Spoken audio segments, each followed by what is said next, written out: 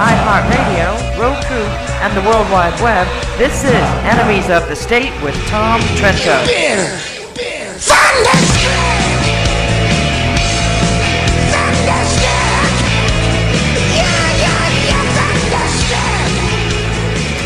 Wow, it feels like I haven't been here in like almost a week. This is amazing.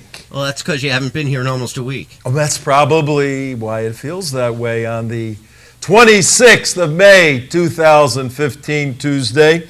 Happy Memorial Day weekend. And, happy is not the right word for Memorial Day. We're memorializing.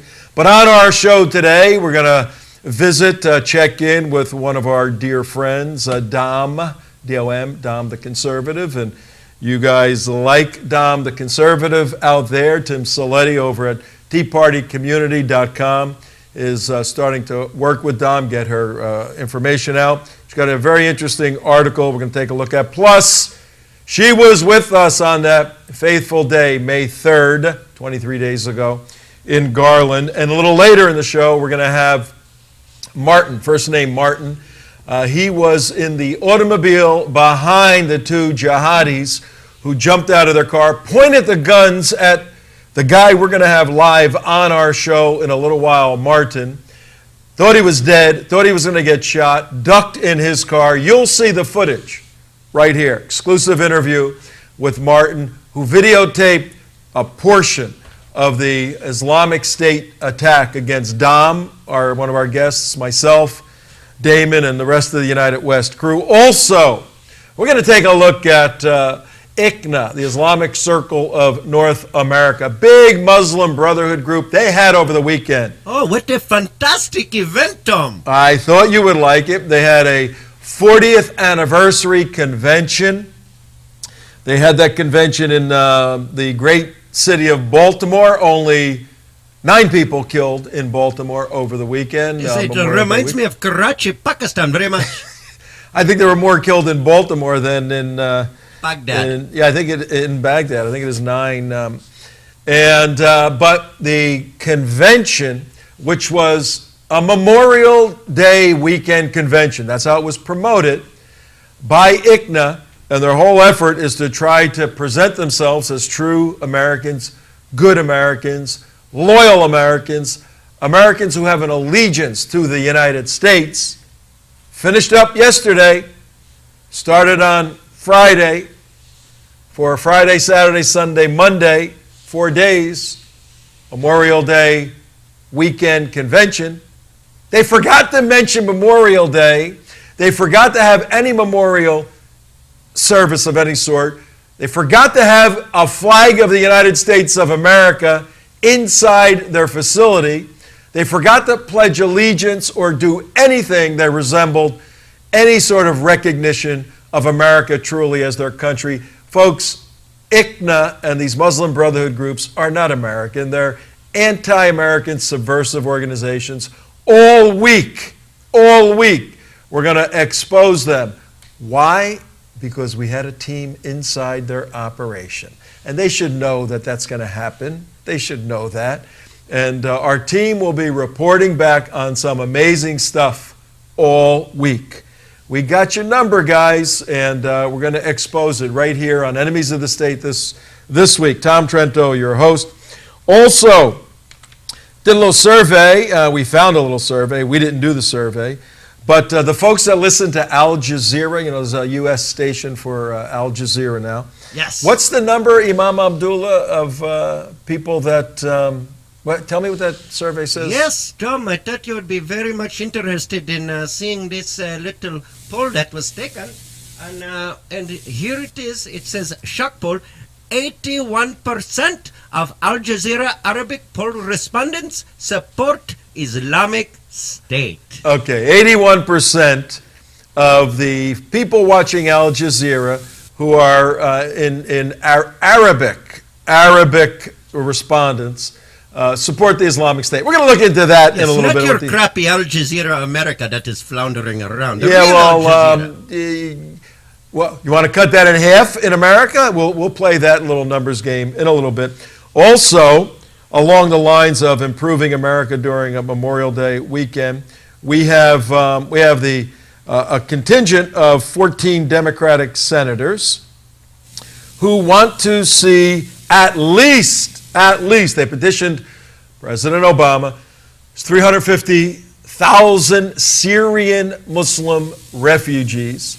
And the 14 senators have petitioned President Obama to have at least 65,000 primarily Muslim refugees relocated to the United States of America. That's the demand being made by the United States Senate, the Democrats, on the president. They must come into this country. This is fantastic. I'm sure you would think so, Imam Abdullah. And right along these lines of just a wonderful allegiance to America, on Jihad Watch, Robert Spencer's fabulous website. Everybody needs to go there every day. Every day. Robert, along with Pamela Geller, put on the Mohammed Art exhibit. And Robert reports today that CARE, the executive director for CARE, Zara Billoo, B-I-L-L-O-O. Executive director in the San Fran Bay San Francisco, area. Let's not confuse that with No. Jihad and Dawa. No, but she's gunning for that position, I'm sure. But Zara, Z-A-H-R-A, Zara Billoo, she's been out there a bit. She's a little bit out there. You have to be if you're going to run San Francisco CARE. She was struggling. Oh, she was struggling terribly over the weekend because she just couldn't bring herself. She had sort of an internal jihad going on. She couldn't bring herself to honor the American soldiers when they're involved in so much horrendous anti-Muslim and anti-humane war. War is so bad. What is she to do, says the head of CARE. Look, folks, Council on American Islamic Relations, any Muslim Brotherhood organization, they cannot provide and attend in any way to become allegiant, to give allegiance to anything other than Islam. Can I read this quote from her In off their of her doctrine. Twitter? Yeah, we're going to get into it later, but by way of introduction, go ahead. If one dies in an unjust war in which we illegally invaded and occupied a sovereign nation, should that person be honored? There we go. That's the moral dilemma today. That's the moral dilemma in that whatever country. What country is she referring to? But we'll get into that a little later. Yeah. That's on the agenda. But right now, let's go to Dom and get a little update from Dom. Then we'll bring in Martin. Then we'll bring Dom back because, folks, we need a little bit of Shing-a-ling. Yeah, I can't answer this right. And your hand's disappearing off the screen when Now, you do that. Yeah, hang on. Sorry, can't talk right now. The fella that's calling that was concerned about what we put out the other day is calling again. Dom, how you doing? Are you there? Doing great. Dom the conservative, hello. Yeah. Now, welcome back. We had you on a couple of weeks ago. We met on that faithful day. We want to catch up with you a little bit, find out how your Memorial Day weekend went, find out about your thoughts 3 weeks removed now from Garland. And then we want to take a look at the very interesting article you wrote today that's getting a lot of play.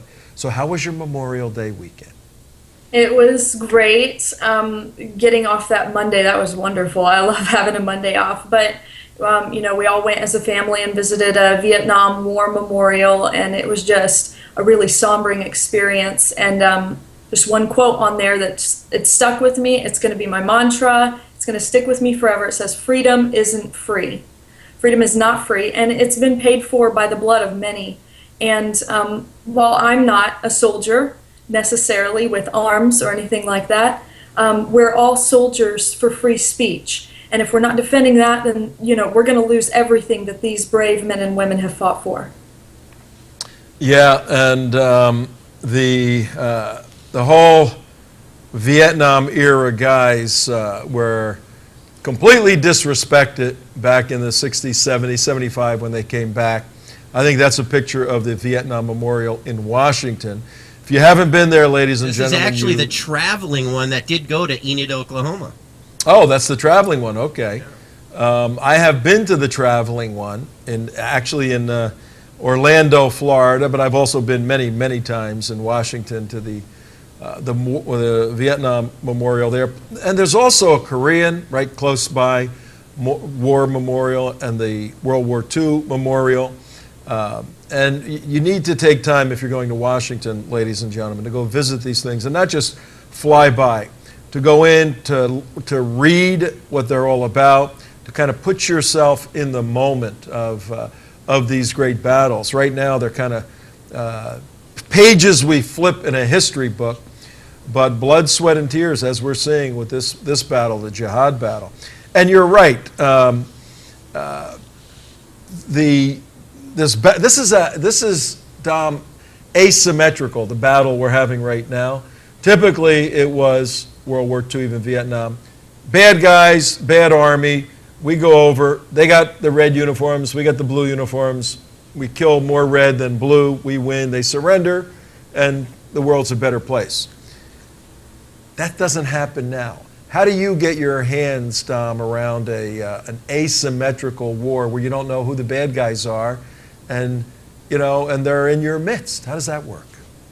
It is impossible to win a war, much less even fight it, when the current administration is not allowing the FBI to even identify what a motive is, which we know what the motive is. They just cannot say it. They can't investigate it. I mean, how are we even supposed to deal with something like that? Plus, when you have ISIS directly declaring war on the U.S., and Obama ignores that, and then you have them saying that they're going to encourage lone wolf attacks and that they've already got their guys over here, and then we have recruits that have gone over there and done their training, and now they're back here on U.S. soil. I mean, how can you prepare? He's not given the U.S. people anything to prepare with whatsoever, much less to be able to even say that we're at war with Islam. Well, last Thursday, Dom, we had a special show. We had Billy Vaughn, who's the father of Aaron Carson Vaughn, who was one of the SEAL Team 6 warriors on a helicopter that went down on August 6, 2011. Call sign for the helicopter was Extortion 17. It was actually two helicopters, Extortion 16 and Extortion 17. And we are diving back into, Billy's never been out of it, and I have been at different depths over these 4 years, into the cover-up. And we're learning more and more and more how this administration that you just referenced not only has tied the hands of our law enforcement agencies here in the United States, but it's the Obama administration has tied the hands of the warfighters in theater. And as a result of some of the absurd rules of engagement in Afghanistan, we lost tremendous men on this one shoot down. And you could take right now, you could take an Islamic State warrior who's on the outskirts of Damascus, Syria, go scoop him up, fly him into Washington, D.C., stick him in the Ritz Hotel, clean him up a little bit, de-lice him, all of that, cut his hair, shave his beard real nicely, groom him, put an Armani suit on him, and you can walk him over to CARE, Council on American Islamic Relations, national headquarters by the U.S. Capitol, and he can start tomorrow as an intern there because they believe the same exact stuff. Jihad Wad would say, just don't use any guns right now because they're not as effective as using the political system. You know what I'm talking about, Dom? Exactly. And I mean, how many CARE representatives have already been, they're all tied with terrorism, but how many have been actually convicted? I mean, several of them. You can't just ignore the facts that are staring you right in the face. And although they really want to tie our hands with political correctness, if we don't use our words to fight this, they're going to use their words to fight this. And right now, it seems like they're winning. Yeah, I think the latest number is 15. I think 15 CARE officials have been pinched and in one way, shape, or form have gone through the judicial system in the pokey, some still there. And to us, that's a very, very low number. It should be 10 times that. And we have right here the symbol for what we believe should happen with all the CARE people. These things, these zip ties, the FBI should just go round them all up, put them in jail, or deport them, because they're all subversive agents. CARE is a terrorist organization, we know that. And we're going to, due to the limitation of some of the equipment we have right now, we're going to have to let you go bye-bye. We're going to bring Martin on and get a report, a live report from him regarding the attack at Garland. Then bring you back on, and I want you to comment on that. And I got a few more things that you and I are going to discuss, okay? Sounds great. Bye. See you in a little while. At so many minutes after the hour that I don't even know how many minutes after the hour it is, but it's a lot of minutes, I guess. Probably I'd guess around 15 or 20 if I had to guess, because I can't see any clocks anymore. But you know what? Not important. Tom Trento, your host, Enemies of the State, WSBR Radio, WSBR Radio. 7:40 a.m. on the dial, not 7:40 in the morning, it's 4 o'clock in the afternoon we're on, East Coast time. We're also on WHFS 1010 in Tampa Bay. In a couple of weeks, we're going to be on a couple of other stations. We'll tell you about that. Name of the show, Enemies of the State. Our job is to stand for the United States Constitution, fight all things Islamic Jihad, and try to protect the people of the United States as they go about their everyday business. And one individual who had a very interesting experience in his life is now with us live, I'm told. Is he with us live? Martin, are you there? We're waiting. Martin, are you with us? We're waiting for him to come back to the screen. Okay. We're going to go to Martin in a second live, Skyping in from somewhere in the United States of America. You're going to hear firsthand, ladies and gentlemen, an individual who was outside the Curtis Culwell Convention Center while our team was inside broadcasting the event to the world. And we heard the message that shots fired, we're under attack. Well, our next guest was outside watching the shots be fired, and as far as we know, other than any law enforcement officials, Martin and his buddy are the only civilians that witnessed this Islamic State jihad attack against people exercising their First Amendment. Is he with us? Martin, are you with us? Yeah, can you hear me? Yeah, we just can't see you, but we can hear you. We could go, if you can't get your camera straightened out, we could just go with there you go. We're setting it up. This is a live interview. There we go. We're okay now. All right, it'll be coming up. All right, there you are. Martin, how you doing? I'm doing good, sir. Good. Full disclosure, I spoke with Martin on a conference call a couple of weeks ago. We met on the phone when this footage came out, and Tim Saletti, who heads up Tea Party Community, and his folks met with Martin and his folks to try to get the story out. It's a very, very important story. Why don't you tell us a little bit about, just set it up, then we'll show the video, Martin, and then I got a couple of questions for you, okay? Sure. As far as the incident, we was extremely close to it. It was a life-changing situation. But just to go over basically how the process all started out, we were shopping for Mother's Day gifts. It was the other gentleman that was with me, we was shopping for his mother. Coincidentally, our mother's birthday is on the same day, so we was planning for Mother's Day and birthday gifts. So we're actually familiar with that area, of where it happened at. But anyway, we was going by our business. We pulled it behind the shooter's car, and just a normal day, regular traffic in that area. We stopped, and we really didn't pay no attention. We were still talking to each other about basically what our next move was going to be, because we were still shopping for gifts. Stores were closing, things of that such. But finally we sat for too long, and the car kind of pulled up and halted, which has kind of got our attention, because I pulled off. I was driving at the time. I pulled off a little bit, and the car stopped. And that's when the gentleman that was with me, he noticed basically the car was still standing in the street. That was basically blocking off both lanes, so really couldn't go around. So finally we start paying a little bit of attention to the vehicle. The vehicle ended up finally taking off full speed. It slams on brakes, and I'm still pulling up at the time because we're still really not noticing anything out of the ordinary. The passenger hops out the car and he starts shooting, which finally got our attention. Like, oh, okay, what's going on? But still, it seems kind of fake. I mean, it didn't seem like a real. I was like, this is not happening here. So when we finally noticed something was wrong was when the driver finally got out of the car. The shooter had already been taking down the passenger. When the driver got out the car, he looked basically dead into our windshield. And we were maybe about 25 to 50 feet from him. I mean, we could see everything.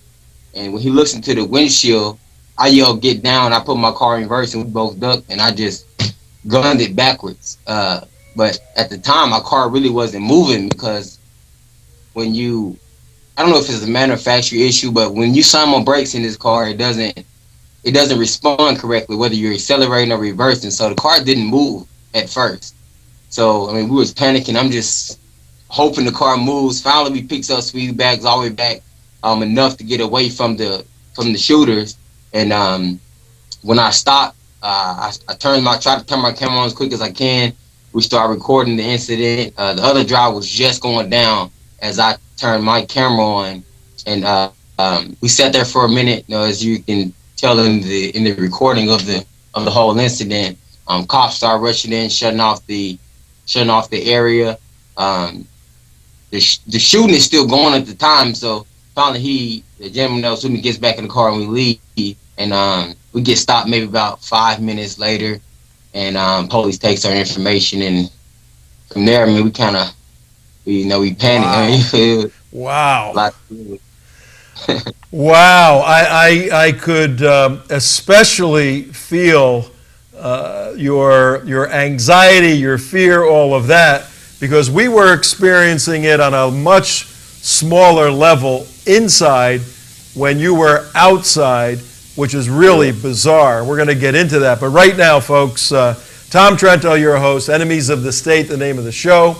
WSBR Radio, you're listening on 740 AM on a beautiful 26th of May, day after Memorial Day. We have Martin, and we're using a different name for Martin, and we're disguising him a little bit. He's a very, very brave guy. He videotaped a piece of history, a piece of evidence now, and he's come forward to share that. We're going to find out why in a little bit. But right now, we're going to play the footage that you guys shot. Now, you were driving, so your partner was shooting the video, correct? Right. Basically, when I finally stopped the car, I turned my phone on and started recording the video. I pulled up. On the video, I ended up blocking off the street because cars were still attempting to go towards the area. So we blocked off the street because the cops haven't arrived yet. That's when I handed the camera off to my friend that was with me, and I proceeded to block off the intersection. Okay. So when the car go further that way. All right. Well, you're going to see this, ladies and gentlemen, and as is the case when you're under an attack or you're watching an attack, this isn't Hollywood holding the camera perfectly in slow motion. This is two guys scared for their life, scared out of their mind, but smart enough and have the wits enough to get that camera rolling. And we're going to show you that. It's very dramatic footage, and we'll go through it step by step. But I got to say, Martin, you were shopping for Mother's Day and for birthday. You said some very bad words on this tape, okay? But we'll excuse you. We'll excuse you because of the circumstances, and we bleeped them all out. They're all bleeped, but on our other one that isn't going on the radio, because the words you said cannot go on the radio, but on the other one we put up on the internet. So here we go, Damon. You ready to roll it? Roll it. Here we go. Watch this. Damn, bro. Pull up, we gotta stop, bro. That shit Hell with crazy. traffic, bro. That shit crazy. These still shooting. Bro, Damn. block the road, bro. We gotta block the road. Hey, Bro. bro, you gotta tell I'm her gonna block not the to go horn that for the way, minute. bro. Turn that music off, bro. Bro, these died, bro. These dead, bro. Bro.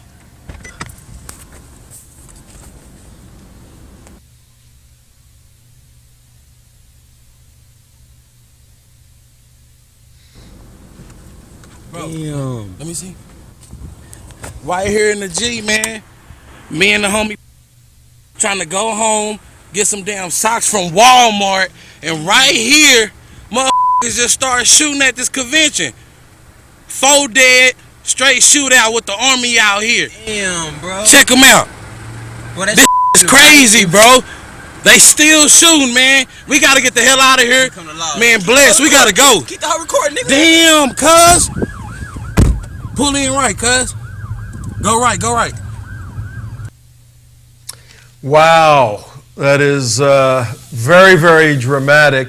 And folks, you got to understand that right now, Tom Trento, your host, with Martin, who was the driver of the car and started initially videotaping what you just saw, which was the only available civilian footage. There were cameras all over the place at the convention center because the police installed cameras there, video cameras, to cover the whole area. So I'm sure they have this thing on tape. But the only civilians on the face of the earth to capture this very dramatic and very sad footage. I mean, 2 people are dead. It's always sad when something like that happens. But the fact that if the cops didn't kill those 2, they could have killed a lot of people. And Martin, 20 minutes, if these guys would have waited 20 minutes, that whole area would have been flooded with hundreds of people walking to their car. Now, let's take a step back. There's a million questions we had. Somebody's got to give me the time because the clock's not on here. Oh, it's 4:32 Eastern Time. Okay, 4:32 in the afternoon.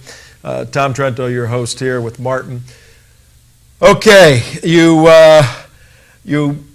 what did you think initially? You're driving behind this black car, and it speeds up. You go. What was the first thing you saw now that the people saw the footage and they see the cop cars and all of that? What came to your mind when you saw the passenger jump out of the side of the car? Actually, when I first seen the passenger come out the car, I really thought it was a routine. I thought that was practicing some type of routine. Because truthfully, we could hear the gunshots, but it seemed very unrealistic because we graduated from that same place, so it really didn't seem like a real incident. We really didn't notice anything was wrong until the driver really got out the car, and that's when you could. But the passenger his face was fully covered. The driver, on the other hand, was not. He was just about barefaced. So when he looked into the windshield of the vehicle, it was hang on. I want to. You made some good points on that. Hang on. So here's what we have. We have the car. Martin and his friend pull up. The passenger jumps out, and Martin said he graduated from there at the Curtis Caldwell Convention Center in Garland, Texas. It's a big piece of property, and right adjacent to the property is a high school, which was one of the concerns for this whole area being shut down, that there was a school over there. Now, this happened on a Sunday. I think the school was closed the next day. But you see the passenger jump out, his face covered. Was he shooting as he was getting out of the car? Oh yes, he was already shooting when he got out. The driver really hadn't fully stopped the vehicle just yet, which is why it really seemed it happened so fast that it really didn't seem like anything was truthfully wrong. But you could hear the gunshots, and then you could tell it wasn't. It was getting real quick. Just finally, when the driver got out, that's when we finally noticed that we was in danger. Now, before the driver got out, the passenger, what kind of gun did he have? Did he have a handgun, a long gun, or what did he have? Did you notice? It was definitely an assault rifle. Both of them had assault rifles. The passenger's assault rifle was automatic because it seems like there wasn't any pause between any of his shots. When he pulled the trigger, he was just spraying it, and he got taken down pretty quick. But his first good 5 to 6 steps was straight gunshots. He was just holding the gun down and shooting. But both of them definitely had assault rifles. Wow. So did you see him get hit by the cops? Yes. He actually did get hit. Matter of fact, he got shot first, and he got taken down. I mean, quick. He probably got shot maybe about 3 times, and he hit the ground. Now we seen all of the driver getting shot. He actually yelled as he was getting hit by the bullets. You can actually hear him yell as he actually Really? All right, on the passenger for a second, how many cops were shooting? The news reports are that there was this one cop that was shooting. Was there more than one cop shooting, or many cops, or what did you see? Yeah, the news does report there was one cop. From our observation, it was more than one gunshot that we heard. It was maybe about multiple cops actually shooting. Especially once the driver got out, that was definitely more than one cop shooting. Okay. I don't believe there was just one. We heard more than gunshots. I mean, it was gunshots going off everywhere. All right, so we have a situation, ladies and gentlemen. We have Martin on a line, live Skyping to us. Tom Trento, your host. We're reviewing the jihadi attack at the Garland Convention Center, the Colwell Convention Center in Garland, Texas. And Martin and his buddy were there behind the shooter's car, and this is an exclusive interview. You guys were on Fox for a while, but they just had you on for a short time, and we wanted to get the record, put on the record your observations. So you see the passenger go down. At what point did the driver get out of the car in relationship to the passenger shooting? The driver, I mean, the passenger actually was really passing away on the ground by the time the driver got out, and I don't know exactly what his real intentions was, because they didn't really seem like they really had a straightforward plan. Because as I advised, once the passenger got out, the car wasn't fully stopped yet, so he was already shooting at the police at that time. But the passenger was already on the ground by the time the driver had got out the car and was able to get his shots off. Oh, he did. He was able to start shooting with his assault rifle. Yes, he definitely shot. He shot maybe about but his gun didn't sound like it was automatic, unless he got hit during that time. But he maybe got off a good maybe 7-8 shots, and he got hit a couple of times. He staggered, his gun fell, and then he fell about a couple feet away from his gun. Oh, so he starts the attack, and now you can see in the video, if you can freeze it right there, on the left are the two guys are down.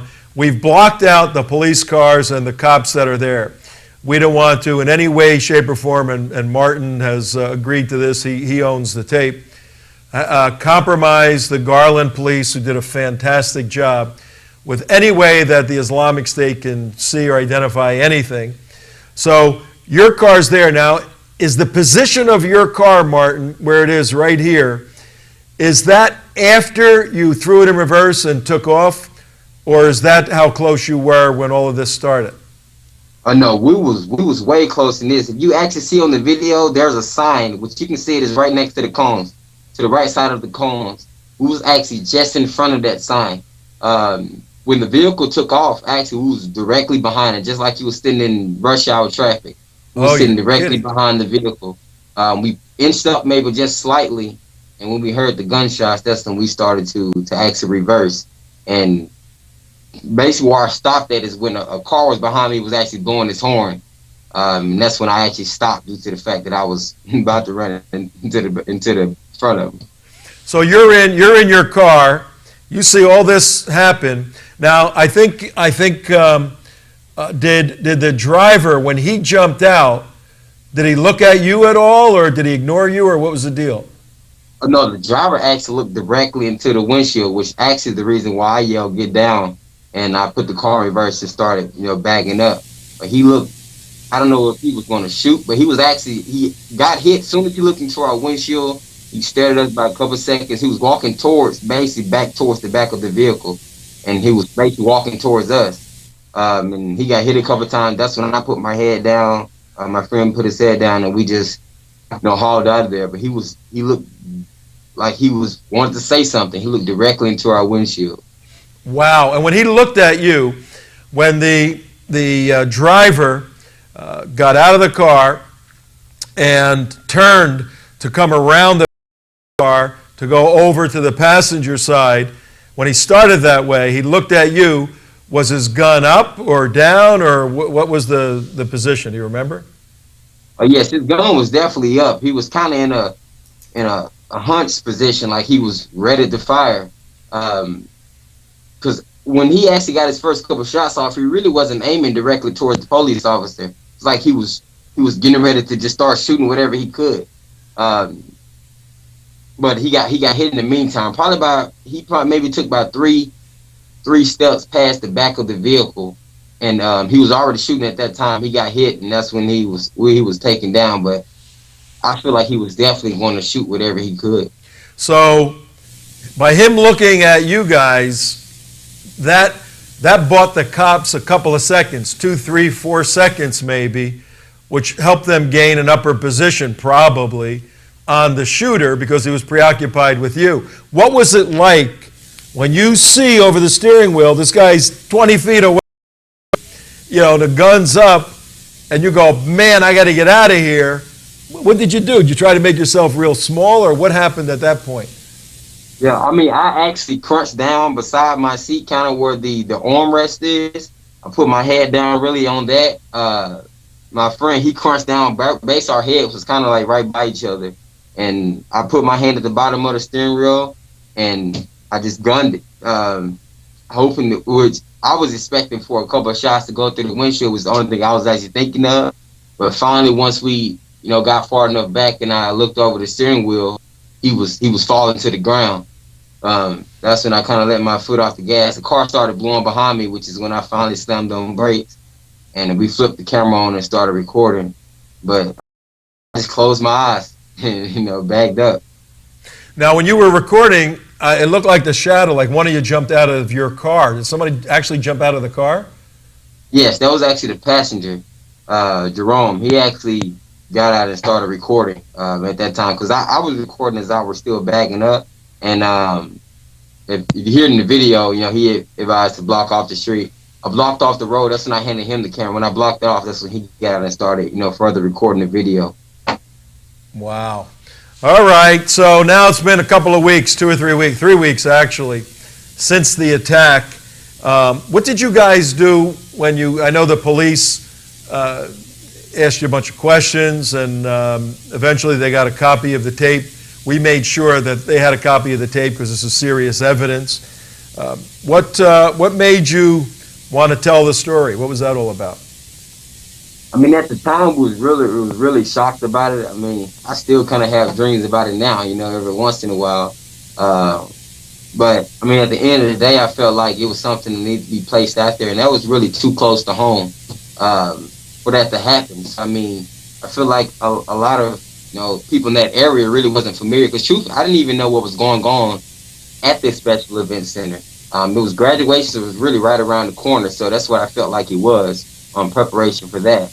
But a lot of people really didn't know exactly what was going on that day at the special event center. I feel like that could have been anyone in that position, and it may have turned out worse than what it really was. Because truthfully, any other day I would have drove around the car. I mean, any other day, just for some odd reason that day, it just happened where we was talking, engaged in the conversation, and I feel like we should be more aware of our surroundings and what's going on around us. So, I mean, since we're from that area, I feel like the fact that we had firsthand on what happened, I feel like it'll make more people in that area pay attention to what's actually going on in our world. And is that your message? I mean, you have a platform now. We're talking to thousands of people on the radio. This video will go all over the place. What's the message you'd like Americans to learn from your situation? I mean, that we all have a voice. We're all citizens, of this country. It's easy to sit back and not say anything. Really, from a long time, I actually had deleted the video at first, and luckily I brought it back up on my phone. And I felt like, I mean, what's the point of deleting it? I mean, what was the point of recording it if you're really not going to stand up for what's right at the end of the day? You never know. It could change lives. It could save lives. I mean, and I feel like just for the simple fact that the police acts, I feel like I haven't had a chance personally to meet with the police officers, and I mean it's understandable, but I felt they actually saved our lives and saved thousands of other lives for that. So as far as us putting this video out, I mean it's the simple fact that we should pay attention. We have a say so in this country. I mean, this is our land. So, if there's anything you can do, to actually help, make the next person safe, you should do it. We all have children. We all have family members we care about. So, I mean, if you got a voice and any way you can do to help this country or to keep it safe, you should do it. Whether it's picking up a piece of paper or turning in a video. All right, Martin, you are a very good guy, patriotic American, and coming out of Memorial Day where many soldiers are fighting those two guys that are dead in the street in foreign countries, and those guys have decided to come here and fight here. You got pulled into this. This wasn't your desire. You were shopping at Walmart. Providentially, God had you at that place for a reason. Are you a religious guy or what? Yes, I am. So what do you put together with God and all of that stuff with this experience? I feel like he did place us in that position for a reason, us specifically. Because like I say, anyone could have been in that position. It could have turned out worse. It could have been anything. We could have been the case where we bagged up, didn't record, and went on about our business. Of course, we will have the story to tell maybe our kids one day or family members, but we wouldn't have the world. That's something the world should know. I mean, of course, this is a story we can tell for the rest of our lives. That's true. But simple fact of that that video may change something, or someone may see that and get an idea like, hey, I knew a guy like that, or hey, I went to school with that guy. They may have that leeway or that lane now to stand up when they think it's time for that. Amen. Believe me, this video will influence many lives very positively, very, very positively. You did a good job. Tell your buddy thanks, and hey, we're here for you, whatever we can do to help. And when you get a chance, go down to the PD in Garland and thank those guys for the tremendous job they did, because very possibly they saved your life too, let me tell you. You're right. All right? Thanks, Martin. All right, Martin, you take care. Martin from Garland, Texas. Fascinating experience that he had. And again, we can identify with this, ladies and gentlemen, because while he was outside confronting a situation, a jihad attack, the first jihad attack on U.S. soil, initiated and influenced by the Islamic State against civilians with automatic weapons. First time that's happened in America. When he was an eyewitness, a participant in that, we were eyewitnesses, participants inside the building. Unbelievable. And we have back with us right now Dom the Conservative. I feel bad, Dom, that you didn't hear this wonderful testimony from this young guy. But we're going to let you take a look at the video right now. And then I got a couple of questions regarding the pictures they shot while you and I and our team and your friends and family were inside. Check this out.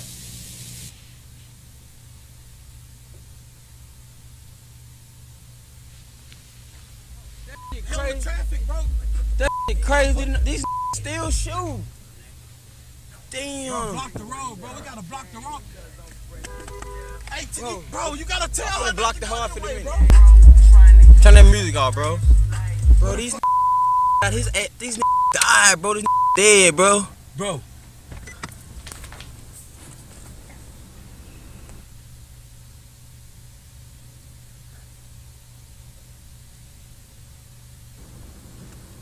Damn. Let me see. Right here in the G, man. Me and the homie trying to go home, get some damn socks from Walmart, and right here, motherfuckers just started shooting at this convention. 4 dead, straight shootout with the army out here. Damn, bro. Check them out. Bro, This is crazy, bro. They still shooting, man. We gotta get the hell out of here. Man, bless, we gotta go. Keep the hot recording, nigga. Damn, cuz. Pull in right, cuz. Go right, go right. Yeah, that video is up on our site, folks. It's obviously in the show. And if you slow it down and look at it, you can actually hear additional shots. You've seen that before, right, Dom? Because we put it out. Yes, I actually saw that on Megyn Kelly on Fox News. Yep, she broke the story.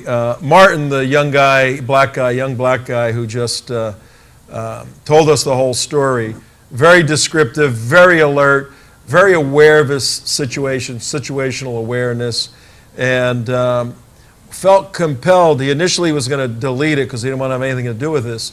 Then something told him that he needs to tell the story. And ironically, the way it all came about, the gentleman we work with quite a bit, Tim Saletti, who has TeaPartyCommunity.com, that I think you're working with now, right? That's right. He, part of his team, lived, as I understand the story, close to Martin. And through conversations, they were like neighbors or something. One thing led to another. Tim's people found out about this. They asked Martin if they can talk about it, and then we got involved, and then I contacted the FBI to make sure that this footage was in their custody and that there were no restraints on it because it's evidence, and that it has a clear title, so to speak. Then we blurred out the police cars and the shooters. You can see the cops shooting, and we don't want anybody to see that. So what went through your mind, having been inside, when you saw what was going on outside? Well, first of all, I'm just glad that neither of them were hurt in the car. That's a miracle in itself, but that's pretty amazing right there. But just being in there whenever they had announced what had happened, it was almost like disbelief because you never suspect that you're going to be involved in something like that.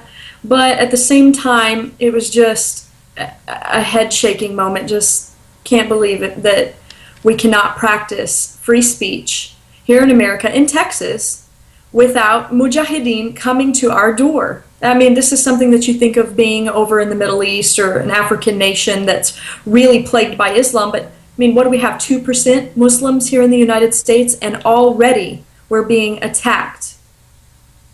It's bizarre. And Martin explained that when everything started, their car was bumper to bumper. He said, just like you would be stopped at a traffic light. 4 or 5 feet from, Damon, I don't have any audio in my ear here. 4 or 5 feet from the shooter's car. And when the whole thing came down, they started moving, the passenger jumped out before the car came to a complete stop. He's still 20, 30 feet behind him, a car length. Martin, the driver of the car, the guy who we just had on the air, they watched the passenger get shot. The driver, when he jumped out, and in an earlier interview on the phone, told me that the guy looked like a Taliban guy with a turban and the whole thing. That was the Elton Simpson gentleman. He was driving the car. When Simpson got out, the driver, he pointed his gun, came backwards, pointed it at Martin, who was just on. They thought they were going to get shot at that point. And that 3 or 4 seconds gave the cops an upper hand, an advantage over the shooter, and was able to take the second guy out. Now, 3 weeks later, you've been blogging, all of that. What would be your sense of attending another event that would be controversial? What is your feeling about that? I am ready to go. It's all comes down to, just prayer and thought and discussion with my family about it. But all in all, if that's what I feel like I'm called to go and attend, that's what I'm going to do. Fear is not going to be any part of that.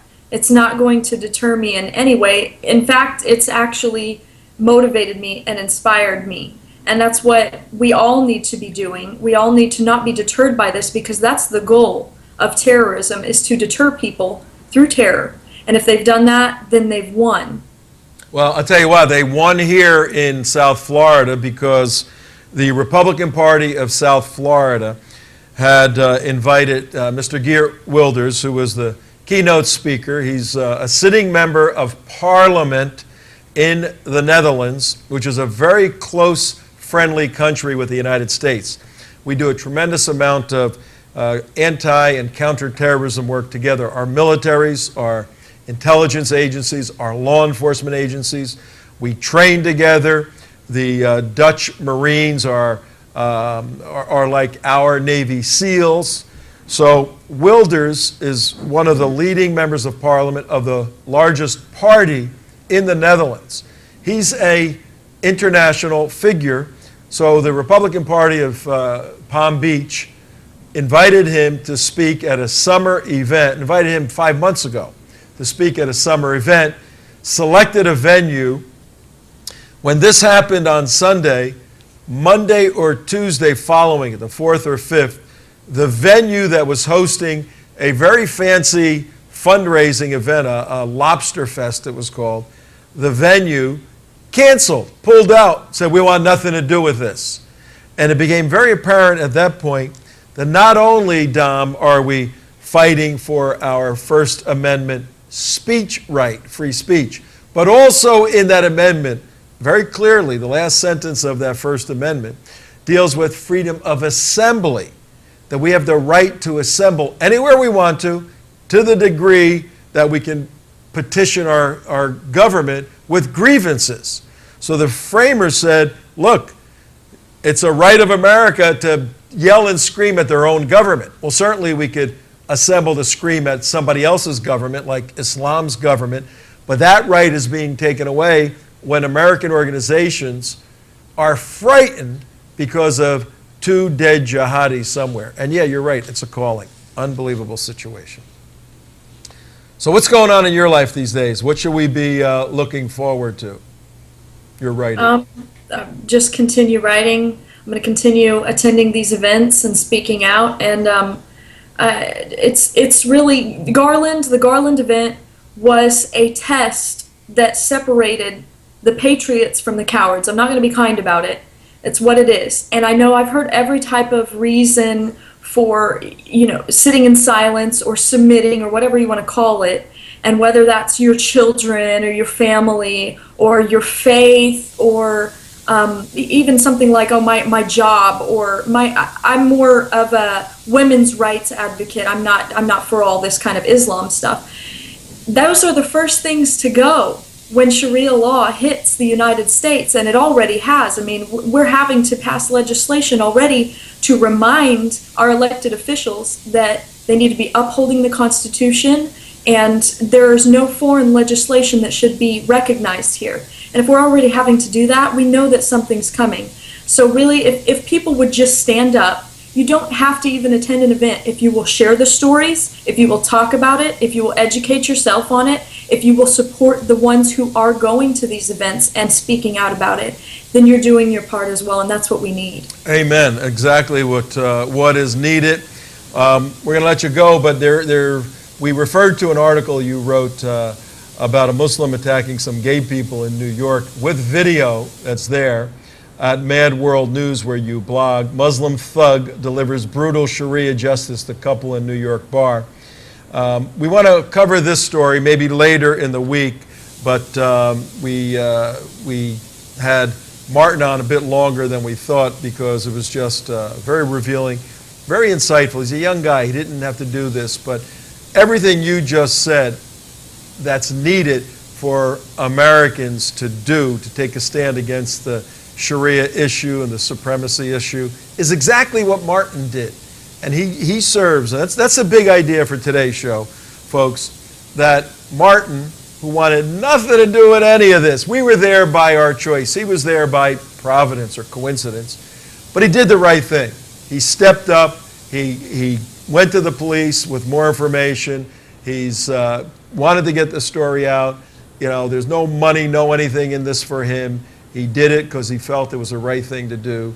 That's what we have to do. That's Dom's message. That's mine. Dom, we will see you either later this week or next week. We want to check in with you on a regular basis.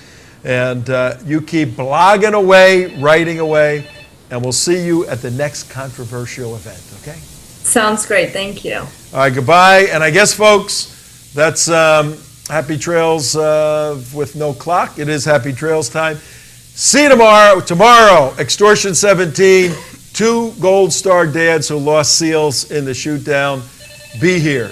Take care. Bye-bye.